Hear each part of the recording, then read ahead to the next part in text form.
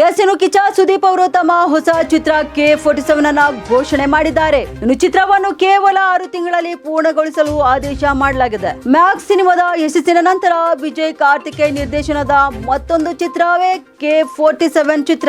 ಕಿಚ್ಚ ಸುದೀಪ್ ಅವರು ಎನರ್ಜೆಟಿಕ್ ಆಗಿದ್ದಾರೆ. ಇನ್ನು ಅವರು ವಿಶ್ರಾಂತಿ ಪಡೆಯದೆ ಎಡಬಿಡದೆ ಬಣ್ಣದ ಲೋಕದ ಕೆಲಸಗಳಲ್ಲಿ ಕೂಡ ತೊಡಗಿಕೊಂಡಿರ್ತಾರೆ. ಇನ್ನು ಈಗ ಅವರು ಇಂದು ಜುಲೈ 5ರಂದು ಹೊಸ ಸಿನಿಮಾ ಘೋಷಣೆ ಮಾಡಿದ್ದಾರೆ. ಹೌದು, ಈ ಚಿತ್ರಕ್ಕೆ ತಾತ್ಕಾಲಿಕವಾಗಿ K47 ಎನ್ನುವ ಶೀರ್ಷಿಕೆ ಕೂಡ ಇಡಲಾಗಿದೆ. ಇನ್ನು ಈ ಸಿನಿಮಾ ಘೋಷಣೆ ವೇಳೆ ಸುದೀಪ್ ಅವರು ಫ್ಯಾನ್ಸ್ ಗೆ ಒಂದು ಸಿಹಿ ಸುದ್ದಿ ಕೂಡ ನೀಡಿದ್ದಾರೆ.